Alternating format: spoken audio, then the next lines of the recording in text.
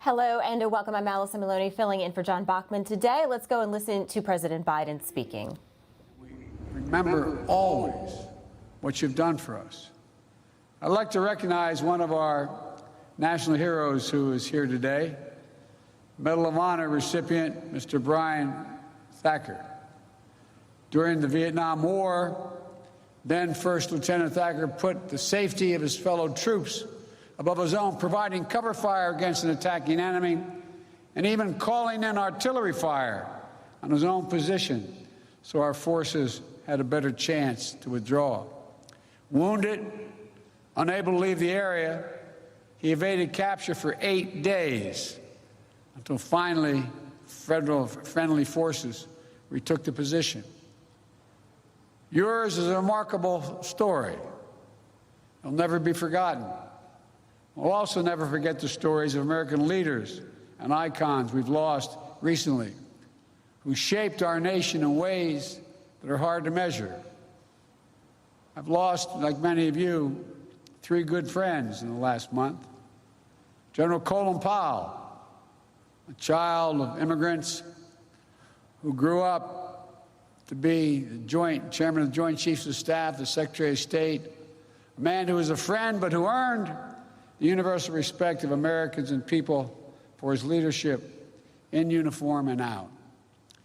And a guy who became good friends, and many times I was in and out of Iraq as a vice president and a senator, General Ray Odierno, who I met multiple times in Iraq and who did so much to help get us where we are today, and who always put the troops and its veterans first. It was an honor to have my son, Major Biden, serve under his command at the time. And my friend and colleague, who was mentioned already, United States Senator Max Cleland, who as a triple amputee knew the cost of war as well as anyone could ever know it, and went on to champion the dignity and care of Americans' wounded veterans throughout his life. We lost all 3 of these incredible veterans in the last several weeks, and our hearts go out to their families. These are stories that inspire generation after generation of Americans to step forward to defend our nation. And today, we pay homage to the unrelenting bravery and dedication that distinguishes all those who have earned the title of American veteran. It's an honor that not only a small percentage of Americans can claim, and one that marks those who are able to claim it as brothers and sisters. It's a badge of courage that unites across all ages, regardless of background, because to be a veteran is to have endured and survived challenges most Americans will never know. You've come through the trials and testing, brave dangers and deprivations, faced down tragic realities of war and death.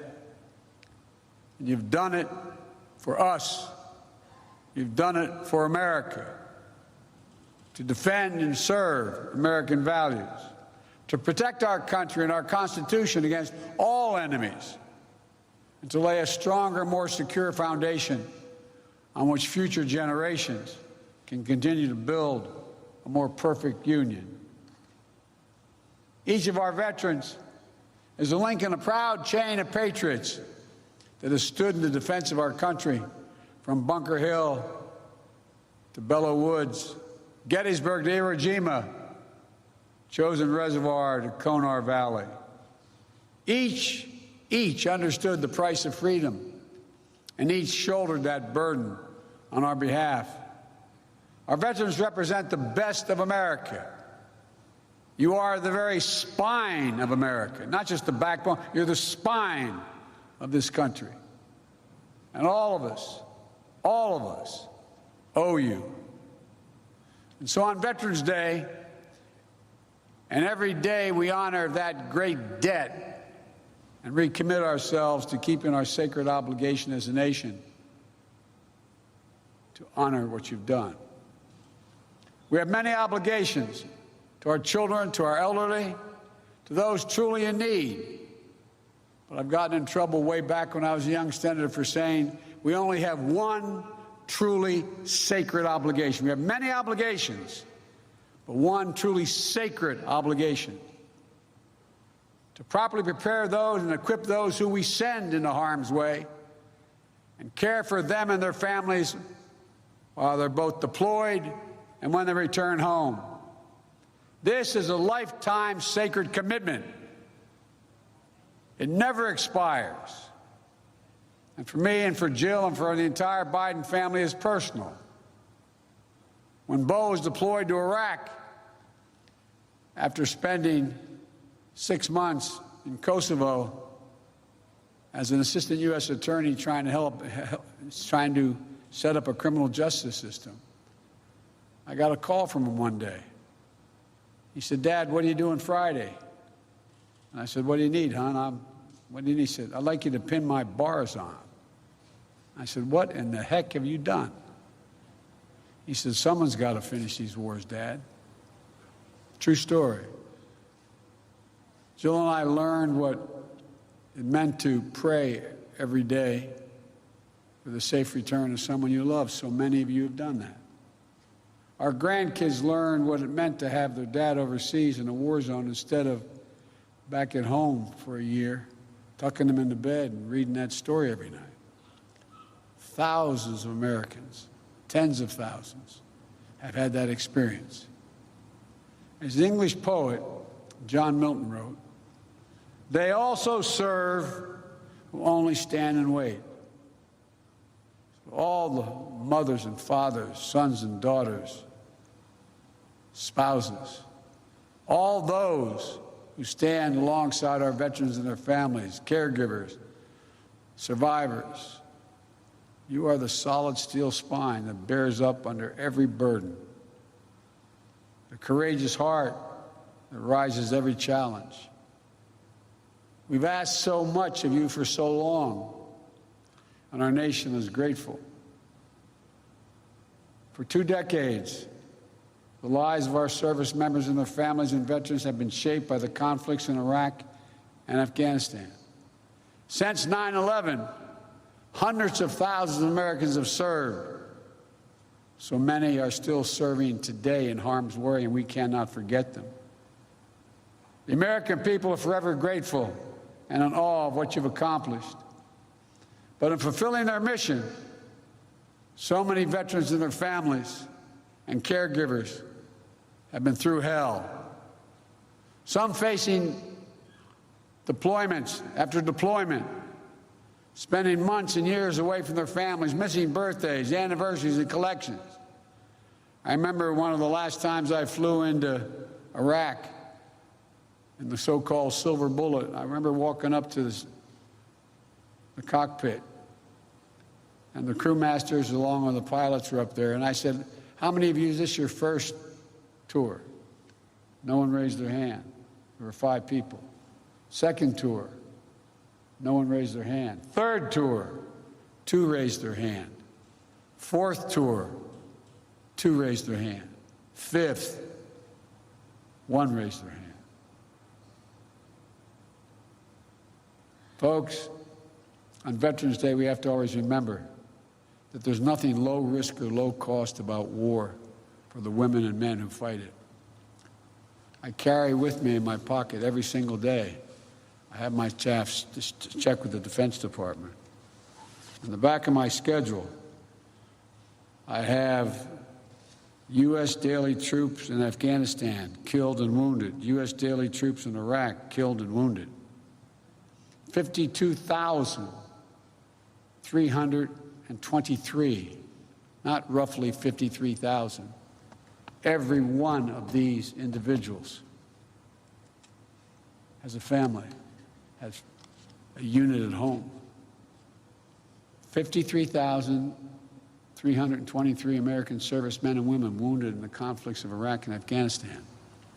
7,074 gave their lives, the last full measure of their devotion. Untold thousands more return home, as our secretary can tell you, with unseen psychological wounds of war, the enduring grief borne by our Gold Star families. These are the cost of war that we'll carry as a nation for decades to come. And to all veterans, service members, their families, caregivers, survivors. I want you to know that our administration is going to meet the sacred obligation that we owe you. We're going to work with Congress, Republicans and Democrats together to make sure our veterans receive the world-class benefits that they've earned and meet the specific care, specific needs that they each individually need. That means expanding presumptive conditions for toxic exposure, particulate matter, including Agent Orange and burn pits. We're going to keep pushing on this front to be more nimble and responsive, reviewing all the data and evidence to determine additional presumptive conditions that make sure our veterans don't have to wait to get the care they need. It also means prioritizing mental health care that's necessary to treat the invisible wounds that so many of our veterans carry, including pursuing our newly released comprehensive public health strategy to reduce military and veteran suicides. I want to say clearly to all our veterans, if you're struggling, you're so used to never asking for anything. If you're struggling, reach out. Call the Veterans Crisis Line. You're having trouble thinking about things. It's no different than if you had a wound in your arm. It's also making sure that the growing population of women and LGBTQ plus veterans receive appropriate services and support. As we continue our efforts to defeat the pandemic and build back better, it means keeping the needs of veterans front and center. The American Rescue Plan included $17 billion to support VA's COVID-19 response, to get vaccine shots in arms as fast as possible, and to fund programs that provide rapid retraining assistance for veterans who may have lost their jobs in the pandemic, housing assistance, debt forgiveness, and to invest in improving VA facilities and the living conditions of vulnerable veterans. Through Jill's work of joining forces, we're also working to support our veterans and military families, survivors, and caregivers so they can have what they need to thrive. They deserve it. As Secretary McDonough noted, this Veterans Day also marks the centennial of one of the most hallowed American monuments, the Tomb of the Unknowns. 100 years ago today, an American soldier of the First World War, as the tomb says, known but to God, end of quote, completed the voyage from an unidentified battlefield in France over the rough Atlantic seas here to Arlington National Cemetery. He lay and stayed under the Capitol Rotunda for 2 days. All right, we were just watching President Biden speaking in Washington on this Veterans Day, and we continue to honor and celebrate our veterans today. A big thank you to all the men and women who bravely served in the armed forces to protect our freedoms. Hey, I'm Rob Finnerty. Thanks for watching. If you enjoyed this video, please join the conversation in the comments below. Don't forget to subscribe, too. Hit the bell icon to be alerted to breaking news. And remember, there's a whole lot more on Newsmax TV, America's fastest growing cable news network. Newsmax TV, we're real news for real people.